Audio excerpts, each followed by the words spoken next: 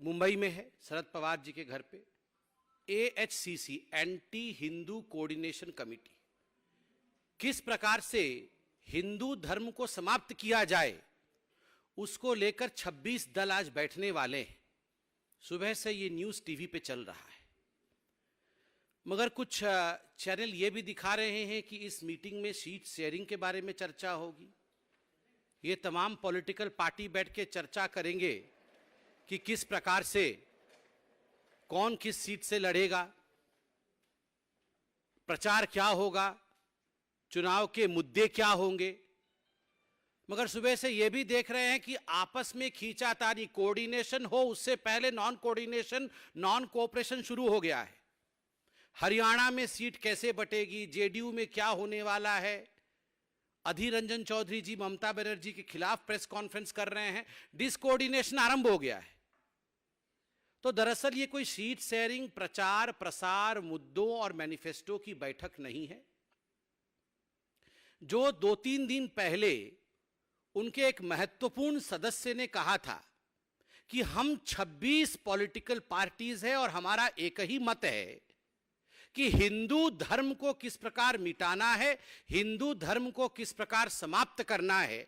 आज anti Hindu coordination committee की उसी विषय पर बैठक होने वाली है। बंधुगण, मुझे बड़ा आश्चर्य लगता है, मुझे दुख लगता है।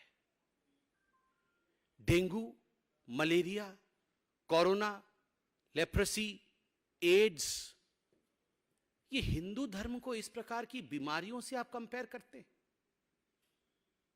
हम तो जो बीमार है उसे किस प्रकार से ठीक किया जाए, हर बीमार के प्रति संवेदनशीलता, यह हिंदुस्तान का धर्म है। और एक तरफ आप देखिए, हिंदू धर्म डेंगू है, हिंदू धर्म एड्स है, पूरे विश्व के लिए मेनेस है, इट्स अ वर्ल्ड मेनेस। अभी एक बहुत बड़े नेता जो ये एंटी हिंदू कोऑर्डिनेशन कमेटी के सदस्य हैं, उन्होंने कल ही कहा है कि हिंदू धर्म एक वर्ल्ड मेनेस है, it's a world menace, it should be thrown out of the world forum. इस प्रकार के शब्दों का प्रयोग मैं यहां पूछता हूं। मेरे यहां पर कई भाई बहन रिपोर्टर्स बैठे हुए हैं, कैमरामैन बैठे हुए।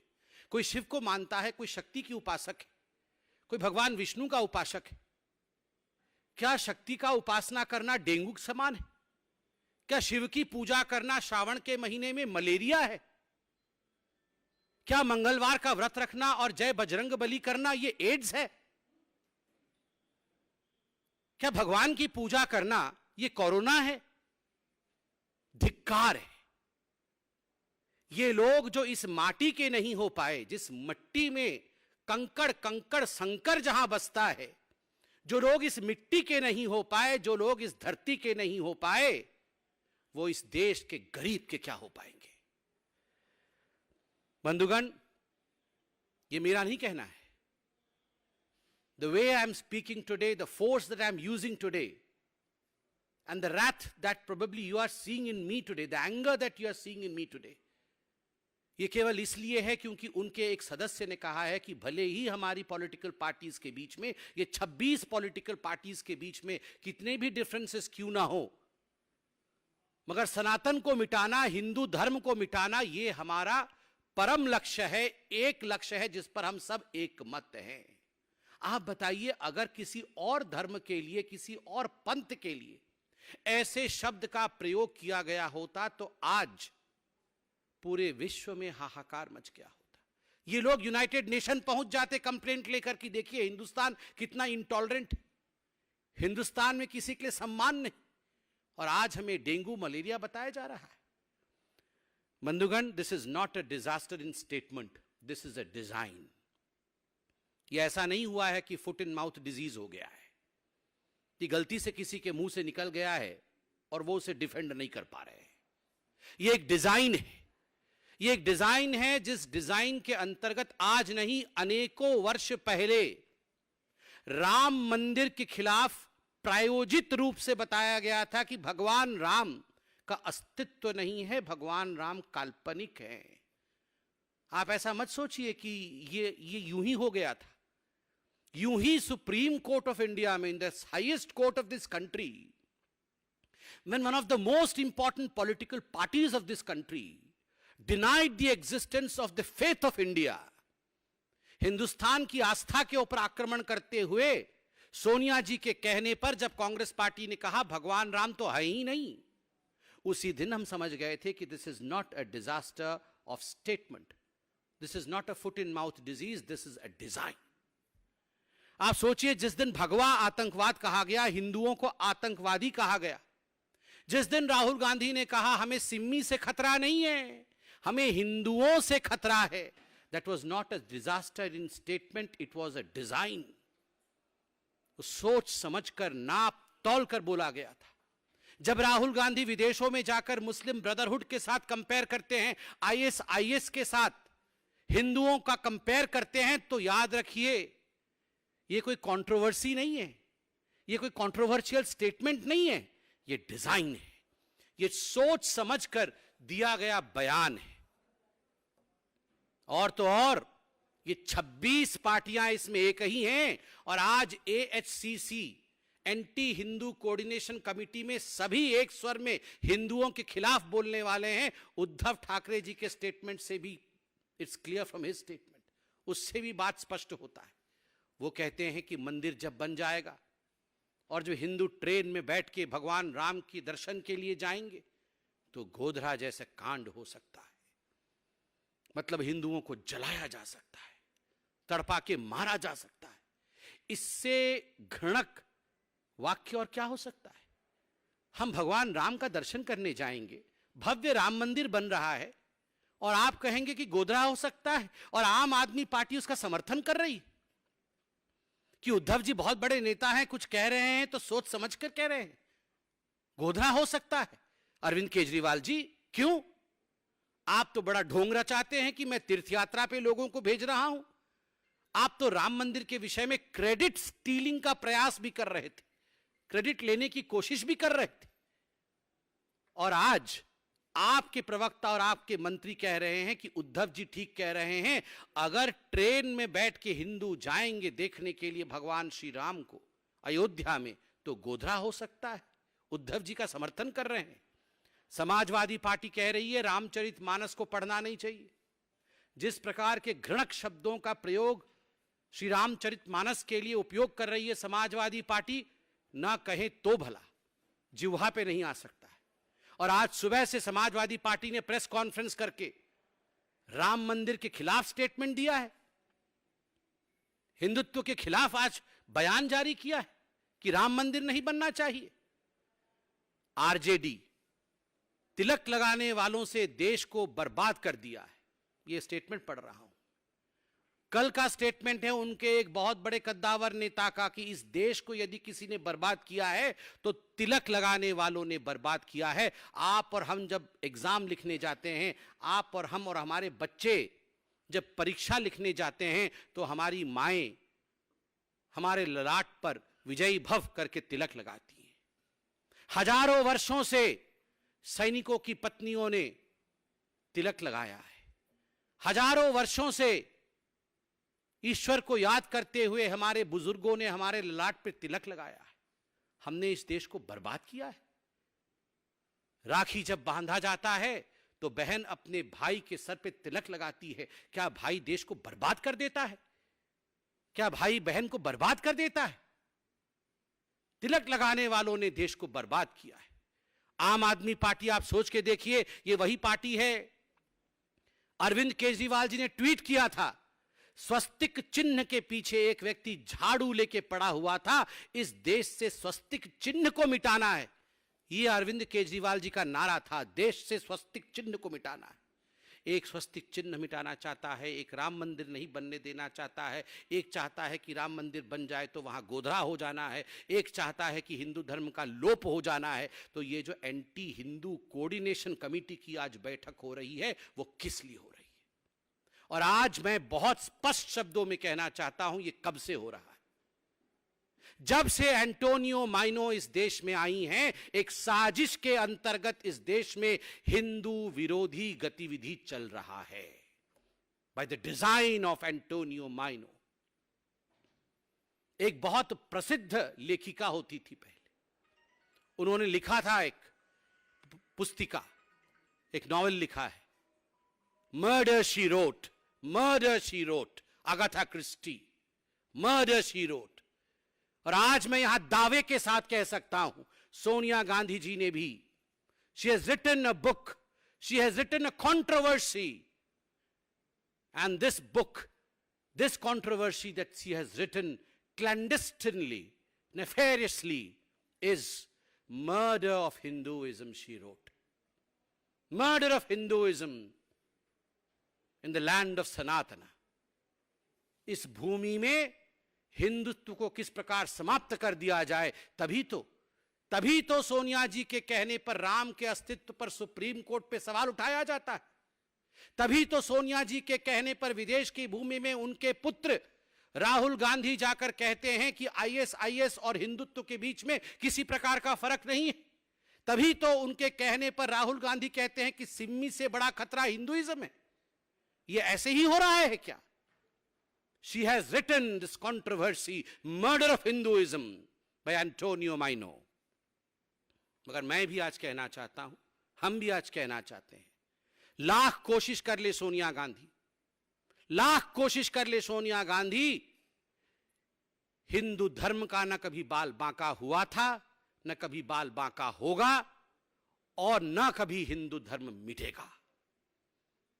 वो शाश्वत था, वो सनातन था, वो सत्य था, वो सत्य रहेगा, सत्य है, और भविष्य में भी अविरल गंगा की तरह बहने वाली धर्म का नाम, बहने वाले सत्य का नाम हिंदुत्व है, हिंदू है। उसे कोई नहीं मिटा सकता। सत्यम शिवम सुंदरम, वो सत्य है, वो सुंदर है, वो शिव है। हिम्मत किसकी जो शिव को मिटा दे, हिम्मत किसकी जो सत्य को मिटा दे, हिम्मत किसकी जो सनातन को मिटा दे। कण कण में यहां सनातनी है, कण कण में यहां शंकर है। और हम सब जब भी सनातन के ऊपर आक्रमण होता है, जब भी हिंदू धर्म के ऊपर आक्रमण होता है, शिवाजी खड़े होते हैं। और आज लोकतांत्रिक रूप से प्रत्येक हिंदुस्तानी छत्रपति शिवाजी बन के खड़ा होगा और हिंदुस्तान में सनातन की रक्षा के लिए लोकतांत्रिक मत का प्रयोग करके किसी भी कीमत पे ये एंटी हिंदू कोऑर्डिनेशन कमेटी की जो चेष्टा है कि हिंदुइज्म को मिटा दिया जाए, ये लोकतांत्रिक रूप से संभव नहीं होने देगा। आज भारतीय जनता पार्टी इसका ऐलान करती है कि हम सब एक हैं, सबका साथ, सबका विकास, सबका विश्वास, सबका प्रयास, यही देश के माटी को, यही देश के संस्थान को, यही देश के संस्कृति को बचाने का काम करेगी। बहुत बहुत धन्यवाद। प्रज्ञा CNN, sorry.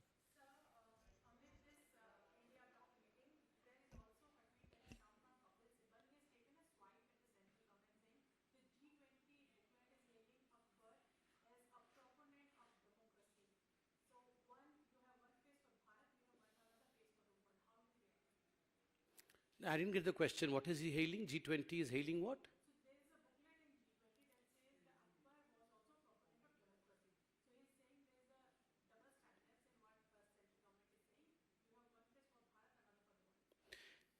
See, I understand, as far as G20 is concerned, I'm pained with the fact that the world is applauding the efforts made by the Indian Prime Minister, Honorable Sri Narendra Modi ji.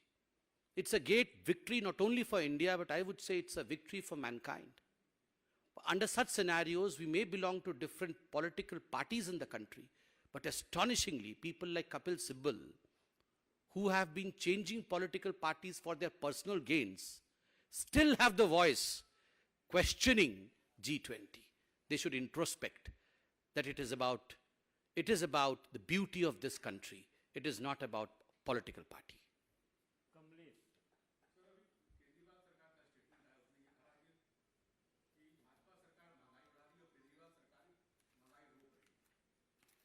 Kejriwal सरकार पहले आज coordination committee में क्या होने वाला है, हिंदुत्व को लेकर क्या उनका स्टैंड है, क्या वो हिंदू धर्म को डेंगू, मलेरिया, लेप्रोसी, एड्स मानती है और हिंदू धर्म को समाप्त करना चाहती है, पहले इस विषय पे केजरीवाल जी जवाब दें। आज तो मीटिंग में जा रहे हैं ना, उनके लोग जा रहे हैं। आज जो एंटी हिंदू कोऑर्डिनेशन कमेटी का मीटिंग होने वाला है उसमें उनके स्टैंड को क्लियर करें, बाकी सारे प्रश्नों का उत्तर उसके बाद में दिया जाएगा, पहले इसका स्टैंड क्लियर करें। ठाकुर रविंद्र सिंह जी न्यूज।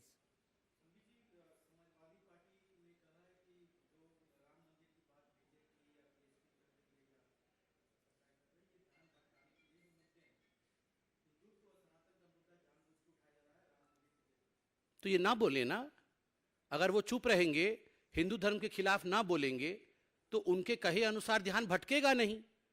हिंदू धर्म को खत्म करना है, हम डेंगू है, हम मलेरिया है, हम एड्स है, हम लेप्रोसी है, ये तो उन्होंने ही बताया है। राम मंदिर नहीं बनना चाहिए, गोदरा हो जाएगा, उन्होंने बोला है। अब बोलेंगे तो हम रिएक्ट भी ना करें। ऐश्वर्या पालीवाल।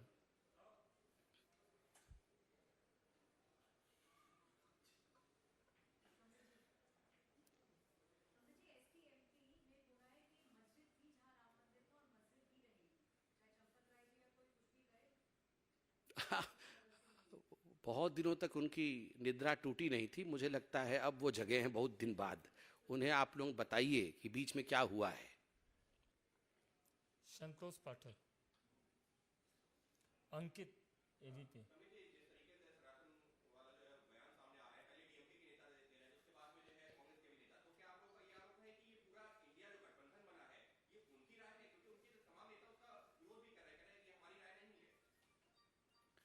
नहीं, ये चित भी मेरी पट भी मेरा, ऐसा तो नहीं होता है ना।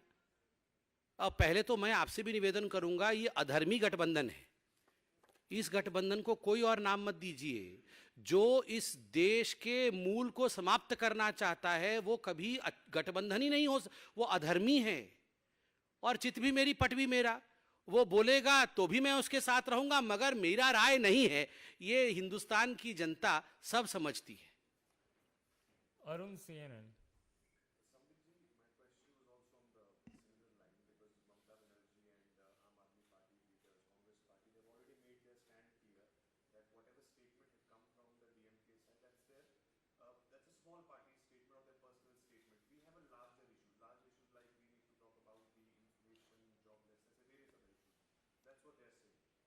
See, as far as the Ghamandiya alliance is concerned, all the components of this Ghamandiya alliance, you mean to say some of them are saying that DMK is a small partner?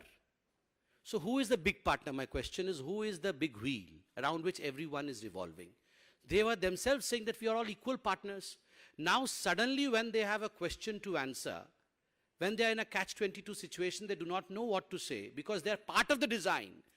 Just getting out saying that they are small partners is not going to help. And moreover, as far as previous statements of Mamata Banerjee, who in fact did not allow Ram Navami's processions in Calcutta, who does not allow Durga Puja in Calcutta, who does not allow Jai Shri Ram in West Bengal, the atrocities against the Hindus in West Bengal is quite well known. So in fact, as I said, this is a design. Piyush India TV.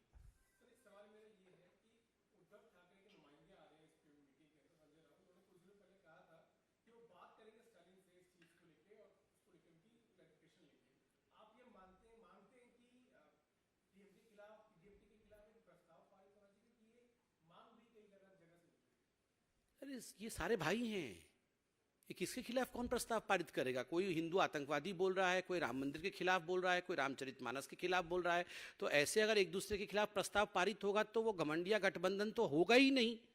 और दूसरी बात है, ये संजय राउत जी की बात तो उद्धव ठाकरे भी आजकल नहीं सुनते हैं। बहुत बहुत धन्यवाद।